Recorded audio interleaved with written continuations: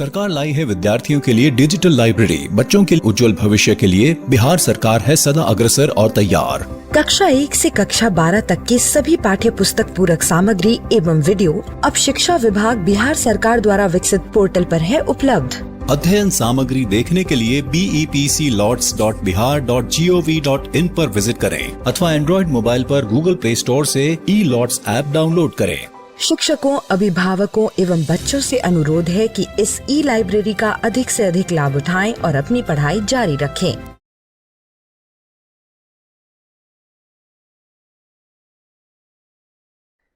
इस वीडियो में हम ऐसे आवर्ती दशमलवों को भिन्न में बदलेंगे जहां पे दोहराने वाली संख्या 1 से ज्यादा हो।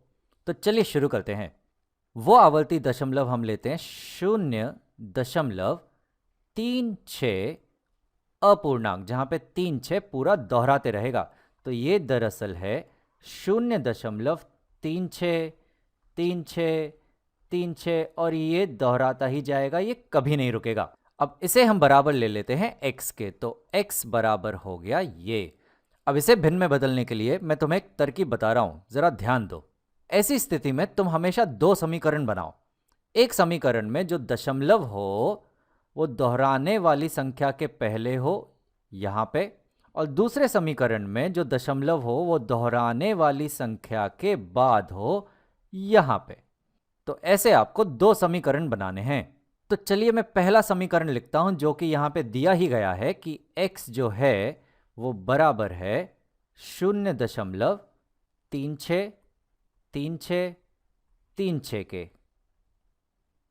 अब अगले समीकरण में हमें दशमलव को इन दोहराने वाली संख्याओं के बाद लिखना है, यानी 2 स्थान इसे आगे बढ़ाना होगा यहां आने के लिए। तो इसे हमें गुणा करना होगा 100 से। तो हमारा जो अगला समीकरण होगा वो होगा 100x। तो मैं यहां लिख रहा हूं 100x, जो बराबर होगा 100x 2 स्थान ये आगे बढ़ जाएगा, तो ये होगा 36.363636 और ये दोहराते ही रहेंगे। तो ये बन गए 2 समीकरण। अब ऐसे 2 समीकरणों में से बड़े वाले समीकरण में से छोटा वाला समीकरण घटा दें। तो 100x में से आप ये समीकरण घटाएंगे, तो आप यहां घटाएंगे x, जो बराबर है 0, दशमलव के नीचे मैं दशमलव लिखूंगा, और आगे है 363636, ये अपने आप को दोहराते रहेंगे। अगर तुम यहाँ पे देखो तो 100x में से जब हम एक x हटाएंगे तो यहाँ हमें मिलेगा 99x, और इस संख्या में से ये संख्या जब हम घटाएंगे तो यहाँ पे ये जो दशमलव के बाद 363636 जो दोहराते जा रहे हैं ये पूरे के पूरे गायब हो जाएंगे, और हमें मिलेगा सिर्फ 36 में से घटाना है 0, जो बराबर होगा 36 के। तो हमें यहाँ मिल रहा है 99x बराबर 36 के, जिसे हम लिख सकते हैं कि जो x है वो बराबर है 36/99 के। तो जो x था हमारा 0.36 अपूर्णांक, वो बदल गया भिन्न में। चलो एक और उदाहरण लेते हैं। तो मैं आगे बढ़ता हूं, और अगला उदाहरण है 0.714, और यहां पे सिर्फ एक 4 अपूर्णांक है, सिर्फ एक 4 दोहराएगा।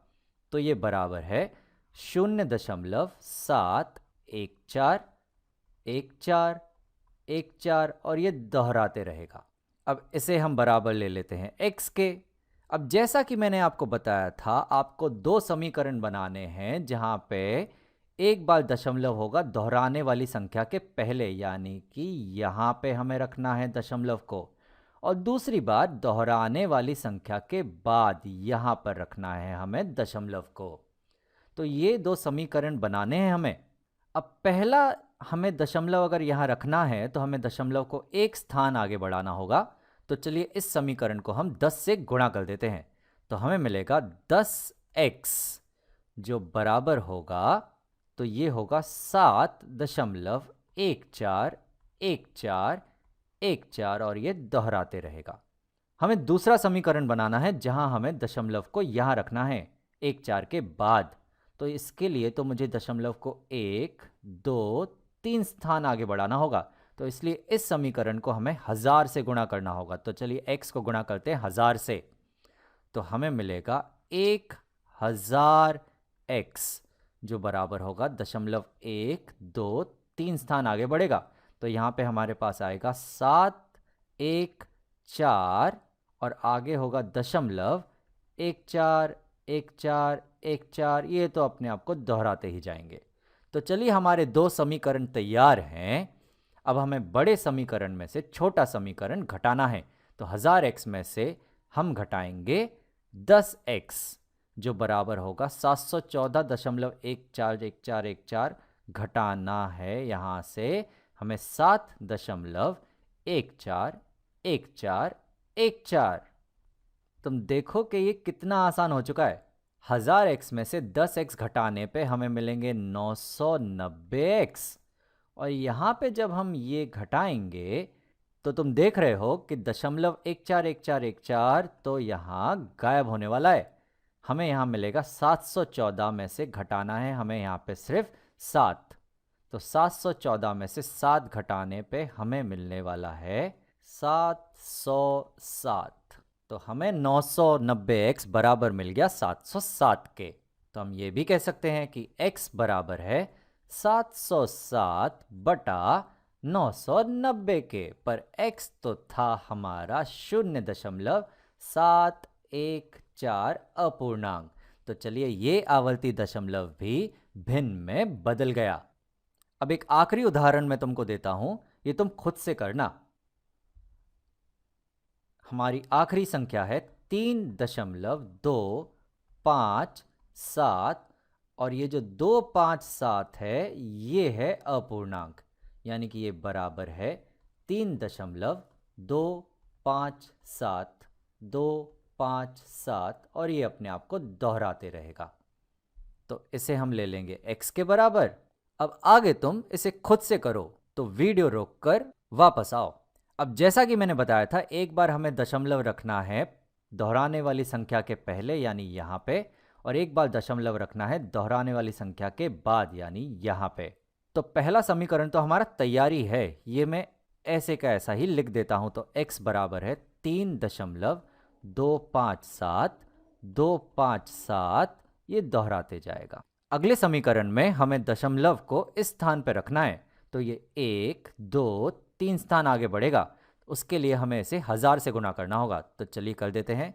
तो हमें मिलेगा 1000x बराबर 1 2 3 स्थान आगे, तो ये हमें मिलेगा 3257.257 ये तो दोहराते ही जाएंगे। तो चलिए हमारे दो समीकरण आ गए हैं। अब बड़े समीकरण में से छोटा समीकरण घटा देते हैं। तो यहाँ 1000x में हमें घटाना है x, या फिर इस संख्या में हमें घटानी है ये संख्या जो है 3.257 और ये दोहराते जा रहा है। तो 1000x में से x घटाने पे हमें मिलेंगे 999x, और इस संख्या में से अगर हमें ये संख्या घटानी है तो तुम देख रहे हो कि दशमलव के बाद जो संख्या है 257 वो तो पूरी गायब होने वाली है। हमें यहाँ मिलेगा 7 में से 3 घटाने पे यहाँ होगा 4, 5 में से घटाने के लिए कुछ नहीं है, तो ये है 5, ये है 2, ये है 3। तो हमें 999x बराबर मिल रहा है 3254 के। या फिर हम कह सकते हैं कि x हमें बराबर मिला है 3254 बटा 999, पर x तो था हमारा 3.257 अपूर्णांक। तो इसे भी हमने भिन्न के रूप में बदल दिया।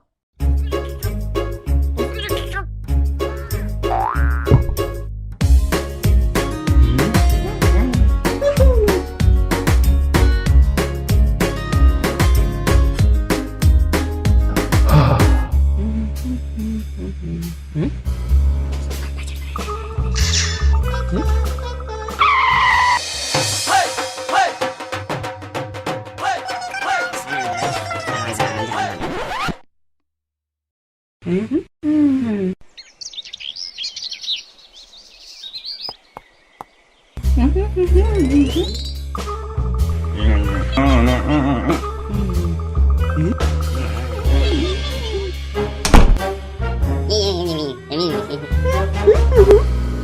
Bismillah,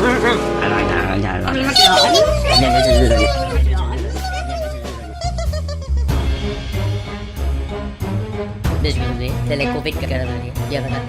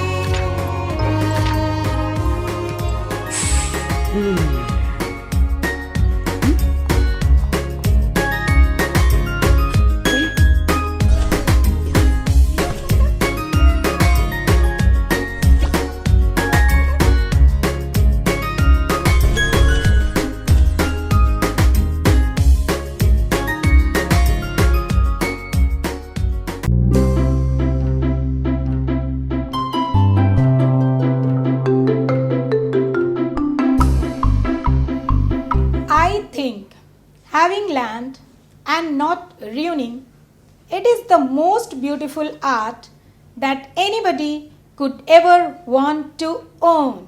Hello students of class 10th, welcome to the world of English language. Let's begin this class. There is something in my hand. Can you see this?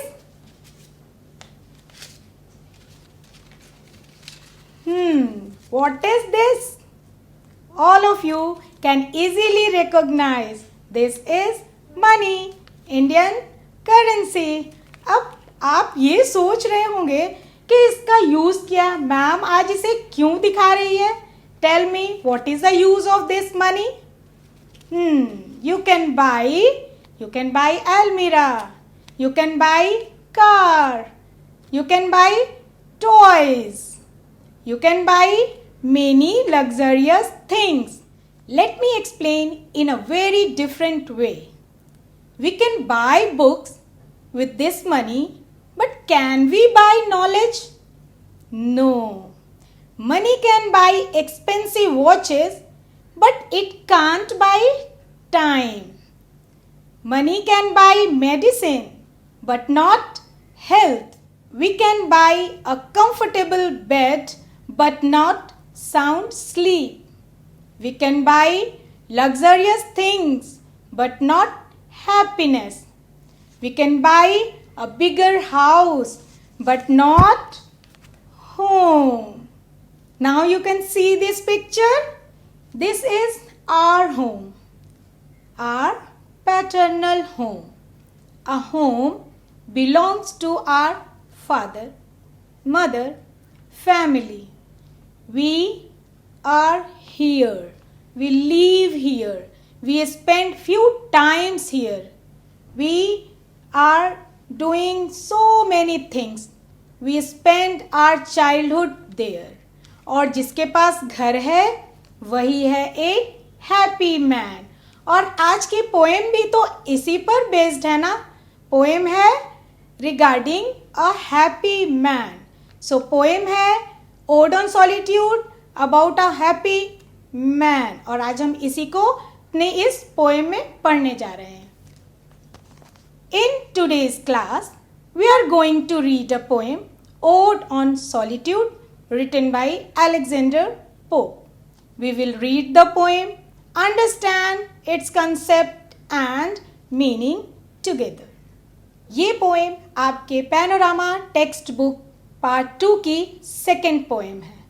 So poem पढ़ते हैं, लेकिन उससे पहले जान लेते हैं हमारा टारगेट लैंग्वेज. और आज का हमारा टारगेट लैंग्वेज है prefix and suffix. Before we start a poem, let's know some objectives of the poem Ode on Solitude. So what are the objectives? Objectives of the lesson. Learners will be able to read, comprehend, and respond to the poem Ode on Solitude. Learners will be able to compare money and real pleasure of happiness. They will be able to differentiate prefix and suffix. Learners will be able to interpret and express various shades of meaning. Learners will be able to interpret and express various shades of meaning. Learner will be able to identify the rhyming scheme. पढ़ते हैं आज की poem. Poem है ode on solitude और इसके लिखने वाले हैं यानी पोएट हैं Alexander pope. Let's know about the poet Alexander pope. He was born in 1688 and died in 1744. Alexander Pope was born in England. He was a critic but chiefly known as a satirist of the early 18th century. Satirist यानी satire जो व्यंग लिखता हो. His literary works are as follows: The Rape of the Lock, The Dunciad, The Epistles. He has written Ode on Solitude. This poem draws the picture of a happy man. Ode on Solitude. Happy the man whose wish and care a few paternal acres bond, content to breathe his native air in his own ground, whose herds with milk, whose fields with bread, whose flocks supply him with attire, whose trees in summer yield him shade, in winter fire. Blessed who can unconcernedly find hours, days and years slide soft away in health of body, peace of mind, quiet by day, sound sleep by night, study and ease, together mixed sweet recreation and innocence, which most does please with meditation. Thus, let me leave unseen, unknown. Thus, unlamented, let me die. Steal from the world, and not a stone tell where I lie. This is your poem, Ode on Solitude. Before we start a poem, let me tell you about ode. Ode क्या होता है? Ode एक Greek word है और ये एक lyric poem को कहा जाता है जहाँ पे where you address a person or an object. So इसको हम एक बार definition में देख लेते हैं. Ode is a lyric poem addressed to a person or an object. The ode is a Greek word which means a choric song accompanied by dance. ठीक है, तो हमने जाना ओड किसे कहते हैं. एक और वर्ड है सॉलिट्यूड. सो इसको भी जान लेते हैं. सॉलिट्यूड मीन्स लोनलीनेस, अकेलापन. किसका लोनलीनेस? यहाँ पे आगे देखेंगे हम लोग अबाउट पोएट्स लोनलीनेस. क्या है हमारी लाइफ में और हमें क्या चाहिए, हमें क्या मिलता है, क्या नहीं मिलता है, हमें कैसी लाइफ चाहिए. याद है हमने मनी से हमने क्या खरीदा था? वही money can buy books but not knowledge. Money can buy luxurious things but not happiness. So यहाँ पे हम लोग इसी की रिगार्डिंग में ये पूरी पोएम को पढ़ेंगे. और हमने जब ये पोएम पढ़ा हमने बात की ओड की और सॉलिट्यूड की। सॉलिट्यूड मीन्स फिर से याद दिलाती हूँ, लोनलीनेस। ठीक है, फिर अब पोएम पढ़ने से पहले चलो कुछ गेम खेलते हैं। मैं भी बोलती हूँ वर्ड और आप भी बोलेंगे वर्ड और मिलकर खेलते हैं गेम। बच्चों गेम तो सबको पसंद है। चलो मैं एक वर्ड बोलती हूँ और आपको इससे मिलता जुलता एक वर्ड बोलना है, मतलब एक राइम करना है। ठीक है, तो करें। मैं बोल रही हूँ word care, you can tell me air. Bound, you can tell me ground. Bread, shed. Attire और फायर। बच्चों मजाक मजाक में हमने तो खेल लिया और एक गेम और बना दिया राइमिंग स्कीम। इस गेम का नाम था राइमिंग टेनिस और हमने बहुत अच्छे से ये गेम खेला। बच्चों आपने भी बहुत कोऑपरेट किया, तो आपने समझा इसका राइमिंग स्कीम क्या था? Care, air. Bound, ground. Bread, shed. Attire, fire. The rhyming scheme of this poem is AB, AB, CD, CD. बहुत हो गया खेल कूद, अब करते हैं कुछ पढ़ाई और हम पढ़ेंगे पोएम और उसका explanation. Okay, happy the man whose wish and care. तो ये पोएम है ऐसे इंसान की जो बहुत खुश है। Happy the man whose wish and care, यानी वो आदमी बहुत खुश है। A few paternal acres bound, यानी जिसके पास है पैटर्नल एक्कर्स बाउंड, मतलब लैंड प्रॉपर्टी। किनकी? फादर की प्रॉपर्टी, पैटर्नल प्रॉपर्टी जो आपके पूर्वजों की दी हुई है। Content to breathe his native air, और वो कहाँ सांस लेता है? ब्रेथ, सांस लेता है। हिज नेटिव एयर मतलब वो जो आपकी धरती है, वो जो आपकी खुशबू है, वो मिट्टी की जो खुशबू आती है, जहाँ से आपको वो होम की फीलिंग्स आती है, जहाँ से आपके पेरेंट्स बिलोंग करते हैं, जो पैटर्नल लैंड है, उस एयर की, उस जगह की अगर आपको खुशबू मिल गई या जहां आप सांस लेने लगे, उस जगह पे जो लोग रहते हैं उन्हीं से रिलेट करेगा ये हैप्पी द मैन। सो एक आदमी खुश है। क्यों खुश है? क्योंकि उसके पास है पैटर्नल लैंड। वो सांस कहाँ ले रहा है? नेटिव एयर में। उसके पास है ओन ग्राउंड। सो एक इंसान की खुशी इन चीजों में पाई जाती है। पैटर्नल, फादर साइड की जो प्रॉपर्टी होती है उसको पैटर्नल बोलते हैं। आगे देखते हैं ओन ग्राउंड, जहां आप रहते हैं, जो लैंड है आपका, जो आपको आपके फोर फादर्स या एंसेस्टर्स की तरफ से मिला हुआ है, वो है आपका ओन ग्राउंड। सो इस पैसेज में पोएट ने उसी हैप्पीनेस की बात की है जो आपको लैंड से मिलता है, जो एंसेस्टर्स लैंड से मिलता है, जो आपके पैटर्नल लैंड से मिलता है। नेक्स्ट पैराग्राफ में आते हैं। Whose hurts with milk, यहां पे देखोगे बच्चों एक connection. Whose hurts with milk, whose feels with bread। Herds का कनेक्शन मिल्क के साथ, फील्ड्स का कनेक्शन ब्रेड के साथ।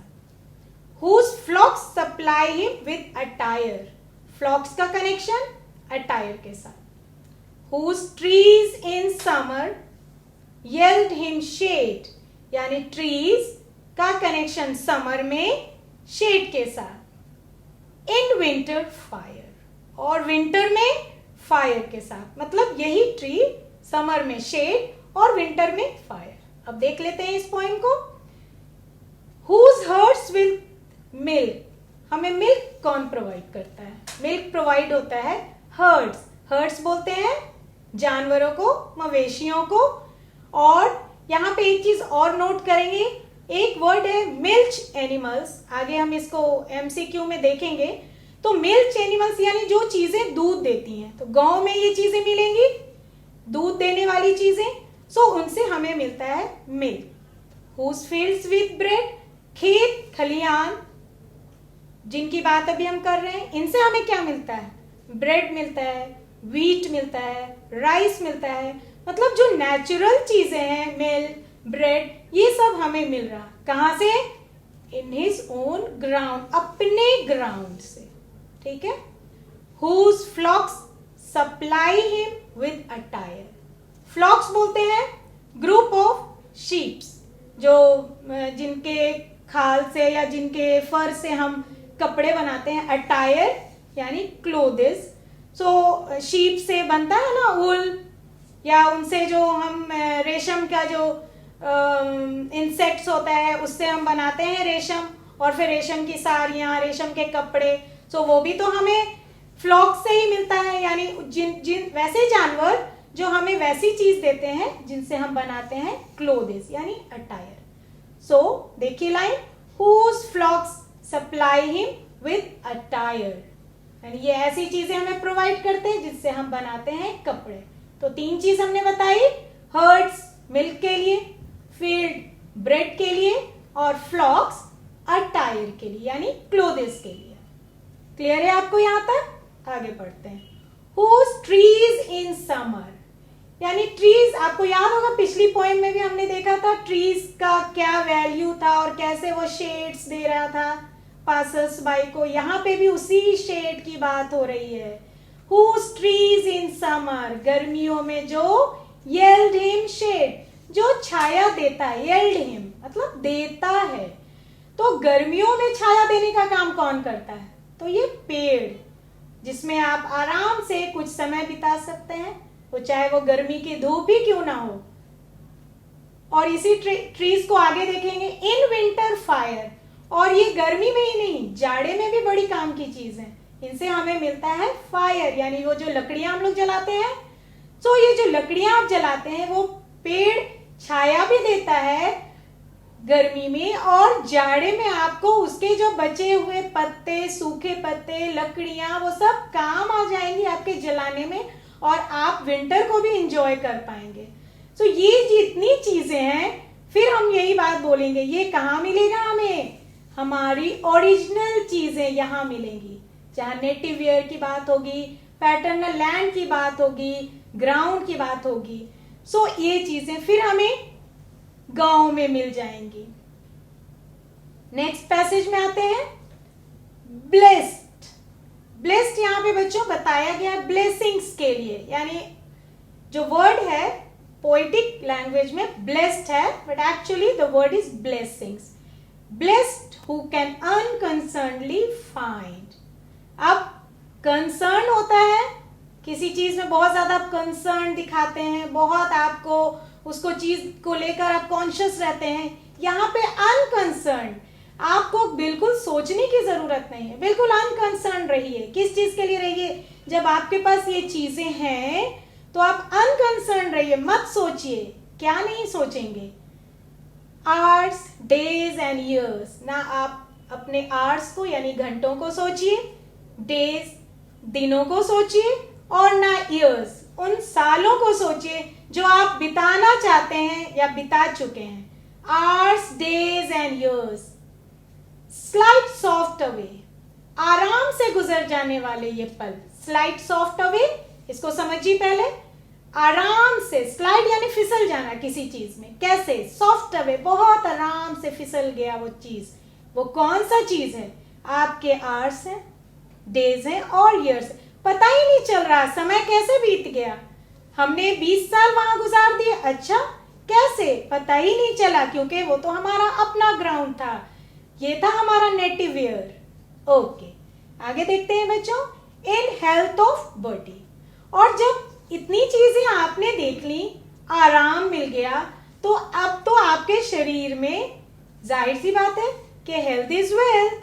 तो शरीर में आ गई सेहत, और शरीर आपका हो गया स्वस्थ, यानी हेल्दी बॉडी की बात हो रही है। हेल्दी बॉडी भी आपको, क्योंकि आपके पास तो कुछ सोचने के लिए तो कुछ है ही नहीं। क्या टेंशन है? कोई वरीड नहीं है भाई, हमारा अपना ग्राउंड है, हमारा नेटिव एयर है, पैटर्नल लैंड मिला हुआ है, हम तो बहुत खुश हैं, हम तो हैं हैप्पी मैन। सो हमारे लिए शरीर का स्वास्थ्य मिल गया हमें। दूसरा हमें क्या मिला? पीस ऑफ माइंड, यानी दिमाग की शांति। और ये जान लीजिए, कोई भी पैसा peace of mind, health of body नहीं खरीद सकता है। ध्यान रखना है, टेंशन हर एक चीज मिल जाएगी आपको, किसी भी चीज को करते हैं टेंशन होता है, लेकिन पीस ऑफ माइंड, अगर आप सुखी हैं, धनी हैं, वेल्थ है आपके पास। वेल्थ किस चीज का? पैसों का? नहीं, पैसों का नहीं, वेल्थ ग्राउंड का, वेल्थ लैंड का, वेल्थ प्रॉपर्टी से रिलेटेड, तो इस यहां मिलेगी आपको पीस ऑफ माइंड। नेक्स्ट देखते हैं क्वाइट बाय डे। क्वाइट को देखते हैं। क्वाइट यानी साइलेंट, म्यूट, सारे दिन की शांति। और ये सारी चीजें हमें मिल रही हैं, जस्ट हमने आपको बताया, अपने लैंड से। यानी एक सुखी आदमी वो है जिसके पास है अपना लैंड, और लैंड है तो ये सारी चीजें भी उसकी अपनी हैं। तो देख रहे हैं आप, health of body, peace of mind, quiet by day, सारे दिन की थकान भी ये निकाल रहा है। ये सारी चीजें आपके पास है, ट्री, आपके पास है हर्ट्स, फ्लॉक्स, फील्ड्स और पता नहीं क्या क्या। Sound sleep by night. Quite by day अगर है मीन्स साइलेंस है, अगर सारा दिन शांति है, सारा दिन बिल्कुल हम म्यूट है, हमें कोई टेंशन नहीं भाई, हमारा दिन तो बस कट जाना है, तो फिर आराम से सोने के लिए हमारी रात भी तो है। आओ बच्चों देखते हैं नेक्स्ट पैराग्राफ में क्या कहा गया है। Sound sleep by night. Alexander pope बहुत ब्यूटीफुली डिस्क्राइब करते हैं कि जो रात हम सोते हैं, हमारी कैसी रात है। सारा दिन काम करते हैं, पैसे कमाते हैं, क्या रात में हम साउंड स्लीप ले सकते हैं? साउंड स्लीप, अच्छी नींद नहीं, हम बिल्कुल अच्छी नींद नहीं लेते हैं, क्योंकि पैसे का हमें टेंशन है, कल और कमाना है, कल क्या होगा। लेकिन यहाँ हम बहुत शांति से अपनी सारी रात एक साउंड स्लीप लेकर गुजार सकते हैं। Study and ease. अब यहाँ देखिए दो चीज को मिक्स किया गया है। स्टडी यानी पढ़ना, और ईज यानी किसी भी चीज को आसानी से कर जाना, पढ़ने में भी आसानी और जिंदगी यानी लाइफ को जीने में भी जो इजीनेस है। Together mixed. अब ये मिक्स्ड वर्ड क्या है? मिक्स्ड यानी मिक्सचर। मिक्सचर या किस चीज का मिक्सचर बात कर रहे हैं हम? देखो, स्टडी एंड ईज का। स्टडी और ईज, इन दोनों को हम मिक्स करते हैं, यानी टुगेदर मिक्स। फिर क्या हो जाएगा? Sweet recreation. एंटरटेनमेंट है, मतलब पढ़ो तो कोई टेंशन ना लो, पढ़ो बिल्कुल रिलैक्स वे में पढ़ो। इजीनेस होना चाहिए, मतलब पढ़ने में भी इजीनेस, और जो आप अपनी लाइफ जी रहे हैं उसमें भी आपको इजीनेस फील होना चाहिए। लेकिन ये सब आएगा कहाँ से? ये तो ठीक है, हमने लैंड से, इससे जो भी चीजें अभी हमने पढ़ी उससे तो हमें शांति मिल गई और हमारा हेल्थ, स्वास्थ्य अच्छा हो गया। लेकिन जब बात एंटरटेनमेंट की आती है तो हम देखते हैं कि पढ़ना, कुछ लोग सोचते हैं कि स्टडी इज डिफिकल्ट, लेकिन कुछ सोचते हैं नो, स्टडी एंटरटेनमेंट है, एंजॉयमेंट है। हम कोई स्टोरी बुक पढ़ सकते हैं, तो स्टोरी बुक के लिए आया ना इजीनेस, जिसमें फन होगा, क्रिएशन होगा और एक्टिविटीज हो जाएं तो आपको वो मजा भी मिलेगा। एंड इनोसेंस यानी स्वीट रिक्रिएशन एंड इनोसेंस। अब जब आसानी है कहीं पे, सो बहुत सादगी भी है। सादगी किस चीज से मिलेगी? विच मोस्ट डज, ज्यादातर कैसे मिलती है? Please with meditation. मेडिटेशन किसको बोलते हैं? यानी कहीं पे चुपचाप ध्यान लगाकर बैठ गए, सो हमें उससे जो प्लीजीनेस है, जो प्लीजेंट मोमेंट मिलता है, वो और किसी चीज से नहीं मिल सकता। मीन्स पढ़ने से रिक्रिएशन है, एंजॉयमेंट है, इजीनेस है, इनोसेंस है। सो जब मेडिटेशन है, सो ये भी बहुत प्लीजिंग है। आपको शांति चाहिए, थोड़ा देर मेडिटेट कर लीजिए। कभी कभी हम बड़े कंफ्यूज होते हैं, क्या करें क्या नहीं करें।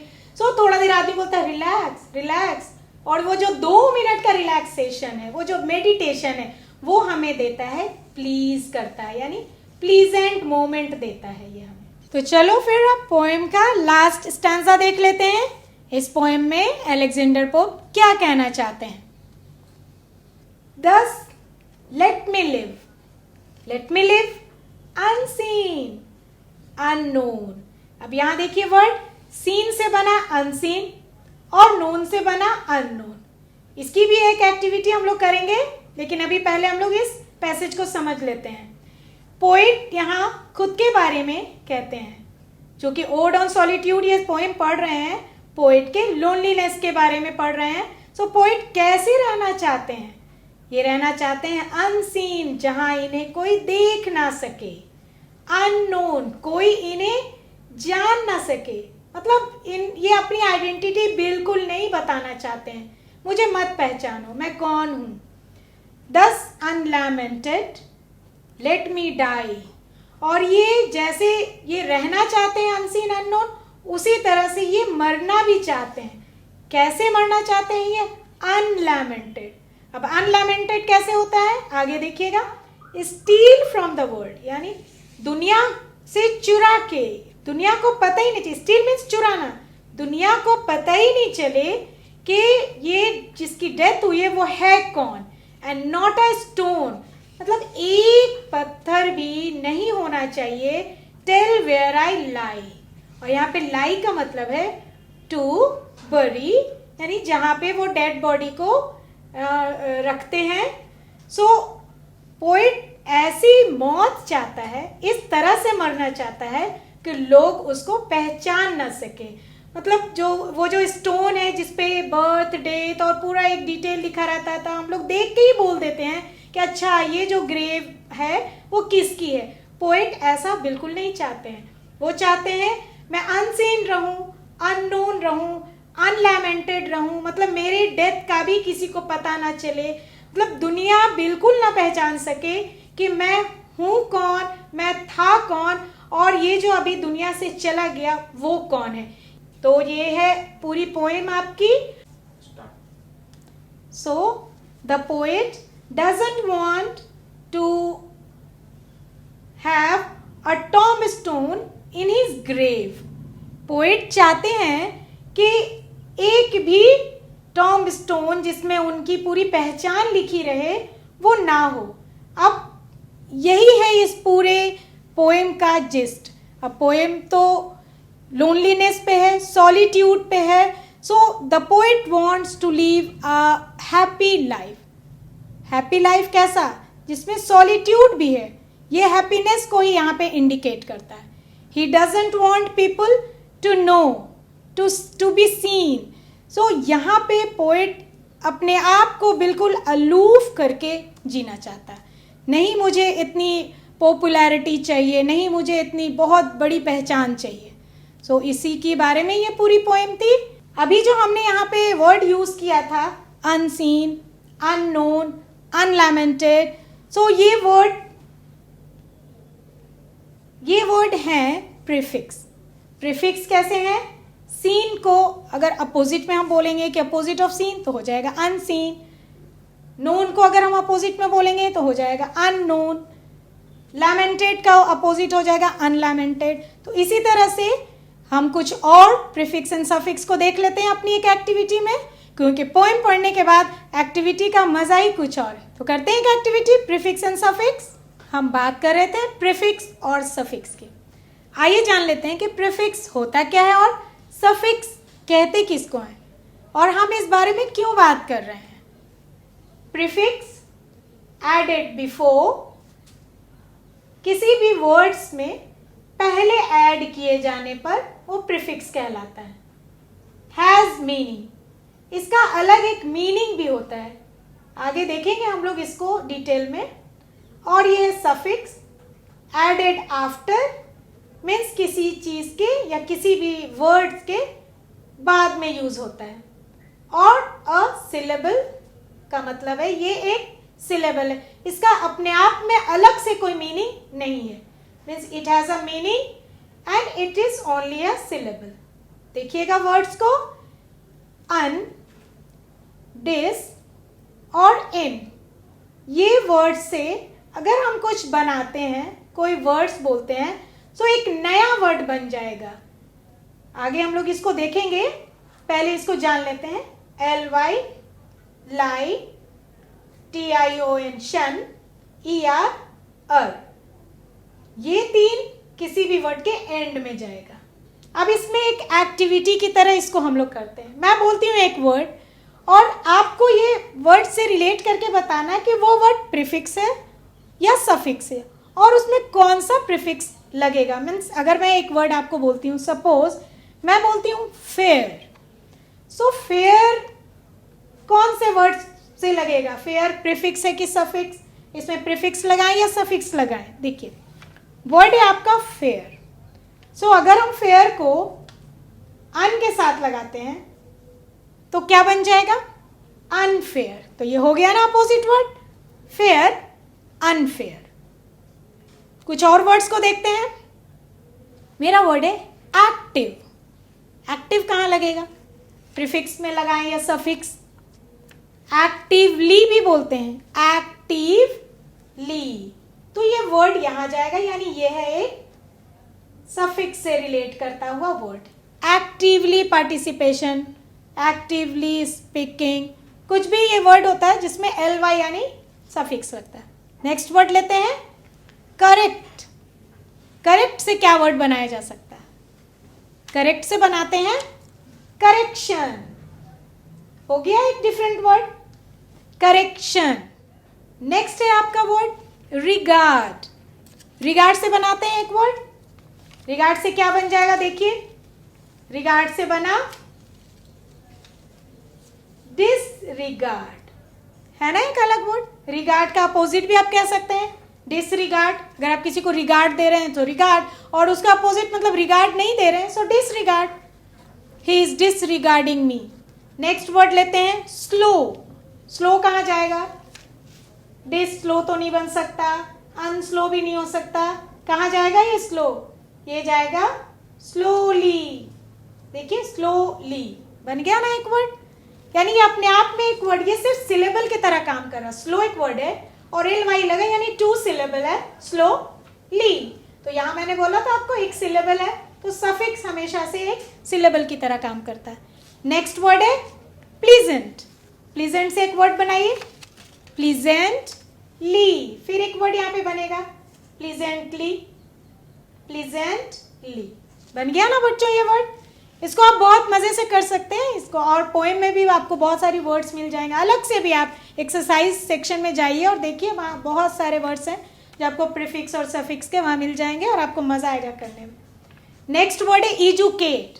अब एजुकेट वर्ड है, यानी एजुकेट वर्ड से बन जाएगा एजुकेशन। उसी तरह से एक वर्ड हम ले लेते हैं इन्फॉर्म। तो इन्फॉर्म एजुकेट से एजुकेशन बन जाएगा। वर्ड लीजिए इन्फॉर्म। सो इन्फॉर्म से इंफॉर्मेशन, और इन्फॉर्मर भी बन सकता है, इन्फॉर्मर इंफॉर्मेशन। ठीक है, नेक्स्ट वर्ड लेते हैं जो एंड करेगा सफिक्स से। सोचिए सोचिए वो कौन सी वर्ड होगी, और वो बिल्कुल आपके सामने है, पहचानिए। वो है टीचर। तो बना ना टीच से टीचर, और ये है मैं आपके सामने हूँ एज टीचर, मीन्स यहाँ पे er सफिक्स का काम कर रहा है जो एक सिलेबल की तरह। टीच और अलग सा कोई वर्ड नहीं है, मिलकर ही बनेगा टीचर। नेक्स्ट वर्ड देख लेते हैं ईट। ईट कहाँ लगाएंगे हम? याद कीजिए, ध्यान दीजिए, सफिक्स है या प्रीफिक्स? ईट में भी बन जाएगा ईटर। बनाते हैं ना वर्ड हम लोग, ईटर। नेक्स्ट वर्ड है चीट। चीट बनाइए, चीट भी आपका यही जाएगा er, चीटर। चीट से बनाते हैं वर्ड हम लोग चीटर। नेक्स्ट एक वर्ड है आपका इन। इन से क्या क्या वर्ड बन सकता है ये आपको सोचना है। ये इन से बनाएंगे 2-4 वर्ड, मैं एग्जाम्पल 1-2 दे देती हूँ, लेकिन ये बनाना है आपको। सो इन से एक वर्ड बनाइए इनएक्टिव। देखिए ये हो गया ना प्रीफिक्स, यानी प्रीफिक्स एडेड बिफोर, ये एडेड बिफोर, वर्ड्स के पहले आता है। सफिक्स एडेड आफ्टर, ये देखिए वर्ड्स एक्टिवली, करेक्शन, टीचर, देख रहे हैं। सो ये रहा आपका prefix and suffix.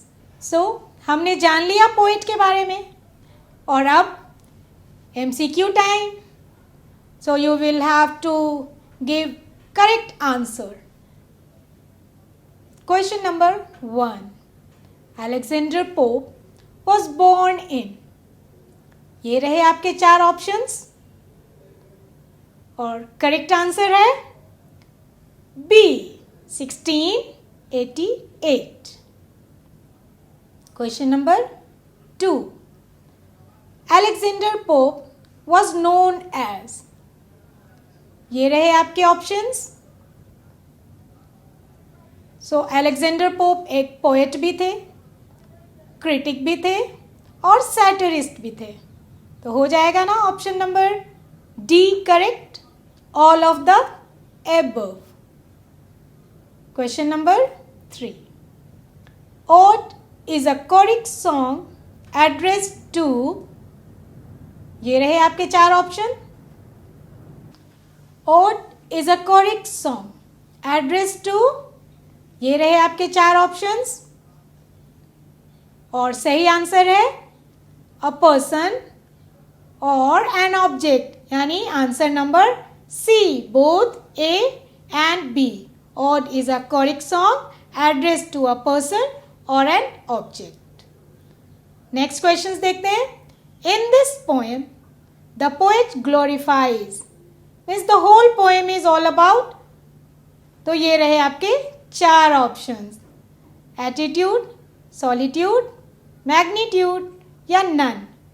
The whole poem is about solitude, so correct answer है बी। नेक्स्ट क्वेश्चन देखते हैं। Happy the man who breathes in his dash air, तो ये रहे आपके 4 ऑप्शंस, और करेक्ट आंसर है A, native. Happy the man who breathes in his native air. और ये रहा हमारा 6th question. A happy man who has some acres of dash land, अपने पोएम में पढ़ा है, क्या पढ़ा है? Maternal, paternal, both A and B या नन? करेक्ट आंसर है paternal land. A happy man who has some acres of paternal land. Next question देखते हैं, question number 7। The poet wants to live, आपके ऑप्शन है unseen, unknown, unlamented, both A and B. So the poet wants to live, unseen and unknown. Question number 8. The poet wants to dash from the world, और ये रहे आपके 4 options. सो correct answer हो जाएगा सी, steal.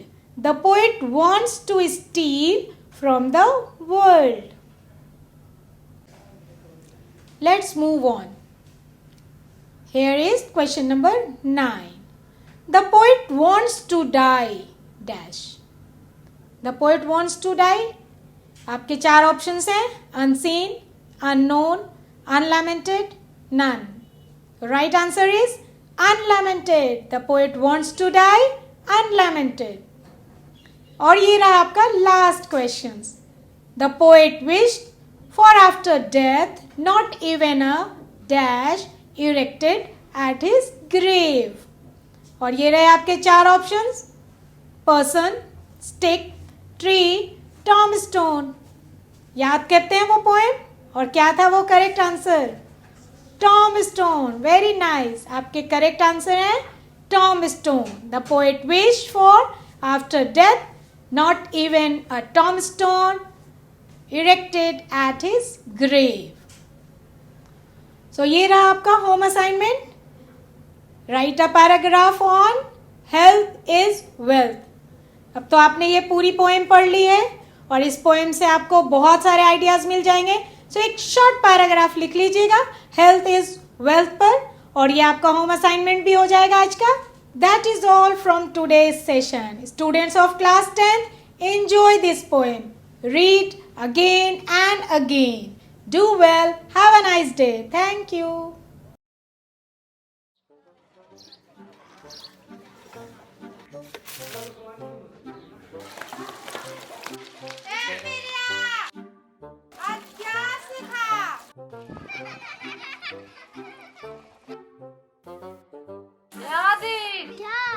आज क्या सीखा?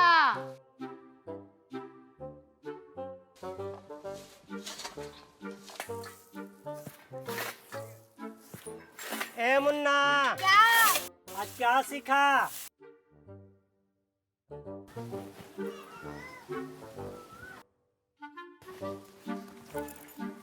ए पिंटू, हाँ, आज क्या सीखा?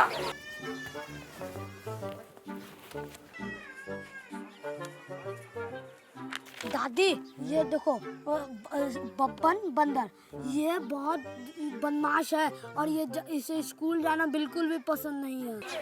आप लोग क्या सीखें?